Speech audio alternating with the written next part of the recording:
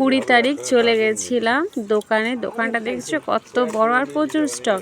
এখানে কার জন্য শাড়ি নিলাম সেটা টুইস্ট পরে জানাচ্ছি।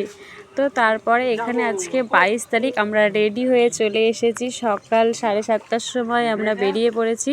তো দেখো প্রথমে আমরা টোটোতে বসে আছি, তারপরে আমরা অটো ধরেছিলাম কিন্তু অটোর ক্লিপ নেওয়া হয়নি। তারপরে ব্যাস ট্রেন খাগড়াঘাট থেকে চলে গেলাম সোজা কাটোয়া। কাটোয়া ট্রেনটা এতটাই ফাঁকা ছিল দেখছো, শুয়ে শুয়ে চলে গেছিলাম, এমনকি ঘুমাতেও পারতাম।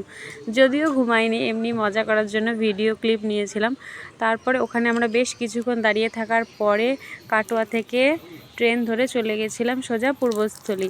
তো দেখো সময় তো কাটাতে হবে, সেজন্য পাগলামি করলাম। আর এখানে এতটা চিল ঠান্ডা জল ছিল, দেখো বোতলে 1 বোতল জলও ভরে নিয়েছিলাম খাওয়ার জন্য।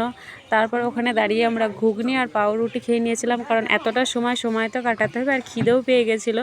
তো ব্যাস এখানে আমরা সকালের ব্রেকফাস্টটা রাস্তাতেই করে নিয়েছিলাম। তারপরে আমরা চলে এসেছিলাম পূর্বস্থলী। এখানে দাদা চলে এসেছিলো আমাদেরকে রিসিভ করতে। এই দেখো দাদা দাঁড়িয়েই আছে আগে থেকে। ব্যাস তারপরে চলে এসেই ব্যাস খেতে বসে গেলাম। লাঞ্চের মেনুতে অনেক কিছু ছিল, ভিডিও ক্লিপ প্রথমে নেওয়া হয়নি, তাই অল্প কটাই নিলাম। ভিডিওটা ভালো লাগলে একটা লাইক করো।